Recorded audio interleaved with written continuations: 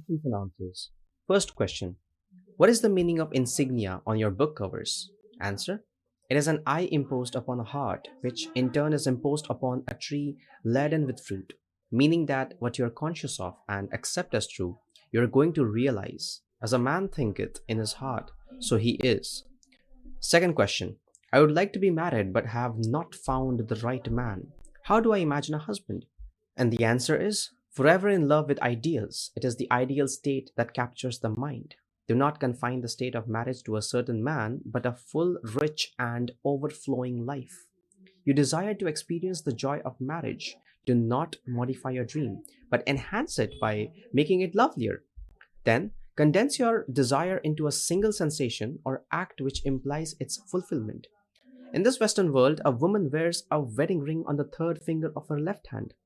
Motherhood need not imply marriage. Intimacy need not imply marriage, but a wedding ring does. Relax in a comfortable armchair or lie flat on your back and induce a state akin to sleep. Then assume the feeling of being married. Imagine a wedding band on your finger. Touch it. Turn it around the finger, pull it over the knuckle. Keep the action going until the ring has the distinctness and feeling of reality. Become so lost in feeling the ring on your finger that when you open your eyes, you will be surprised that it is not there. If you are a man who does not wear a ring, you could assume greater responsibility. How would you feel if you had a wife to care for? Assume the feeling of being a happily married man right now.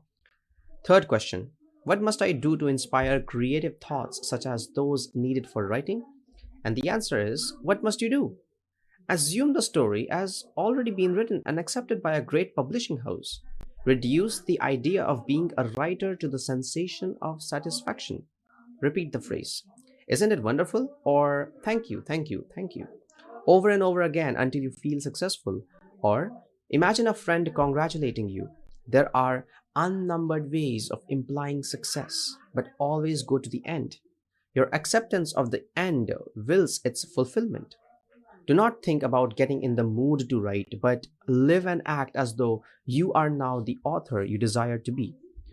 Assume you have the talent for writing. Think of the pattern you want displayed on the outside. If you write a book and no one is willing to buy it, there is no satisfaction. Act as though people are hungry for your work. Live as though you cannot produce stories or books fast enough to meet the demand. Persist in this assumption, and all that is necessary to achieve your goal will quickly burst into bloom and you will express it. Fourth question: how do I imagine larger audiences for my talks? And the answer is: I can answer you best by sharing the technique used by a very able teacher I know. When this man first came to this country, he began speaking in a small hall in New York City. Although only 50 or 60 people attended a Sunday morning meeting and they sat in front, this teacher would stand at the podium and imagine a vast audience. Then he would say to the empty space, "Can you hear me back there?" Today, this man is speaking in Carnegie Hall in New York City to approximately 2,500 people every Sunday morning and Wednesday evening. He wanted to speak to crowds. He was not modest.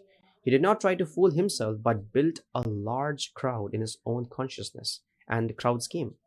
Stand before a large audience, address this audience in your imagination, feel you are on that stage, and your feeling will provide the means. Fifth question: is it possible to imagine several things at the same time, or should I confine my imagining to one desire? And the answer is: personally, I like to confine my imaginal act to a single thought. But that does not mean I will stop there. During the course of a day, I may imagine many things, but instead of imagining lots of small things, I would suggest that you imagine something so big it includes all the little things. Instead of imagining wealth, health, and friends, imagine being ecstatic. You could not be ecstatic and be in pain. You could not be ecstatic and be threatened with a dispossession notice. You could not be ecstatic if you were not enjoying a full measure of friendship and love. What would the feeling be like were you ecstatic without knowing what had happened to produce your ecstasy? Reduce the idea of ecstasy to a single sensation. Isn't it wonderful? Do not allow the conscious, reasoning mind to ask why. Because if it does, it will start to look for visible causes, and then the sensation will be lost. Rather, repeat over and over again. Isn't it wonderful? Suspend judgment as to what is wonderful. Catch the one sensation of the wonder of it all, and things will happen to bear witness to the truth of this sensation. And I promise you, it will include all the little things. Sixth question. How often should I perform the imaginal act? A few days or several weeks? And the answer is, in the book of Genesis, the story is told of a Jacob wrestling with an angel. This story gives us the clue we are looking for, that when satisfaction is reached, importance follows. When the feeling of reality is yours, for the moment at least, you are mentally important. The desire to repeat the act of prayer is lost. Having been replaced by the feeling of accomplishment, you cannot persist in wanting what you already have. If you assume you are what you desire to be to the point of ecstasy, you no longer want it. Your imaginal act is as much a creative act as a physical one, wherein man halts, shrinks, and is blessed, for as man creates his own likeness, so does your imaginal act transform itself into the likeness of your assumption. If, however, you do not reach the point of satisfaction, repeat the action over and over again until you feel as though you touched it and virtue went out of you. Seventh question. I have been taught not to ask for earthly things, only for spiritual growth. Yet money and things are what I need. And the answer is, you must be honest with yourself. All through scripture, the question is asked, what do you want of me? Some wanted to see, others to eat, and still others wanted to be made straight, or that my child live. Your dimensionally larger self speaks to you through the language of desire. Do not deceive yourself. Knowing what you want, claim you already have it, for it is your Father's good pleasure to give it to you, and remember what you desire that you have. Eighth question. When you have assumed your desire, do you keep in mind the ever-presence of this greater one protecting and giving you your assumption? And the answer is, the acceptance of the end wills the means. Assume the feeling of your wish fulfilled, and your dimensionally greater self will determine the means. When you appropriate a state as though you had it, the activity of the day will divert your mind from all anxious thoughts, so that you do not look for signs. You do not have to carry the feeling that some presence is going to do it for you. Rather, you know it is already done. Knowing it is already a fact. Walk as though it were, and things will happen to make it so. You do not have to be concerned about some presence doing anything for you. The deeper, dimensionally greater you has already done it. All you do is move to the place where you encounter it. Remember the story of the man who left the master and was on his way home when he met his servant and said, "Your son lives." And when he asked at what hour it was done, the servant replied, "The seventh hour." The self same hour that he assumed his desire, it was done for him, for it was at the seventh hour that the master said, "Your son lives." Your desire is already granted. Walk as though it were, and although time beats slowly in this dimension of your being, it will nevertheless bring you confirmation of your assumption. I ask you not to be impatient, though if there is one thing you really have need of, it is patience. Ninth question. Isn't there a law that says you cannot get something for nothing? Must we not earn what we desire? The answer is, creation is finished. It is your Father's good pleasure to give you the kingdom. The parable of the prodigal son is your answer. In spite of man's waste, when he comes to his senses and remembers who he is, he feeds on the fatted calf of abundance and wears the robe and ring of authority. There is nothing to earn. Creation was finished in the foundation of time. You as man are God made visible for the purpose of displaying what is not what is to be. Do not think you must work out your salvation by the sweat of your brow. It is not 4 months until the harvest. The fields are already white. Simply thrust in the sickle. Question number 10. Does not the thought that creation is finished rob one of his initiative? And the answer is, if you observe an event before it occurs, then the occurring event must be predetermined from the point of view of being awake in this three-dimensional world. Yet you do not have to encounter what you observe. You can, by changing your concept of self, interfere with your future and mold it in harmony with your changed concept of self. 11th question. Does not this ability to change the future deny that creation is finished? Answer is no. You, by changing your concept of self, change your relationship to things. If you rearrange the words of a play to write a different one, you have not created new words, but simply had the joy of rearranging them. Your concept of self determines the order of events you encounter. They are in the foundation of the world, but not their order of arrangement. 12th question. Why should one who works hard in metaphysics always seem to lack? And the answer is, because he has not really applied metaphysics. I am not speaking of a mamby-pamby approach to life, but a daily application of the law of consciousness. When you appropriate your good, there is no need for a man or state to act as a medium through which your good will come. Living in a world of men, money is needed in my everyday life. If I invite you to lunch tomorrow, I must pick up the check. When I leave the hotel, I must pay the bill. In order to take the train back to New York, my railway fare must be paid. I need money and it has to be there. I'm not going to say, God knows best and he knows I need money. Rather, I will appropriate the money as though it were. We must live boldly. We must go through life as though we possessed what we want to possess. Do not think that because you helped another, someone outside of you saw your good works and will give you something to ease your burden. There is no one to do it for you. You yourself must go boldly on appropriating what your Father has already given you. 13th question.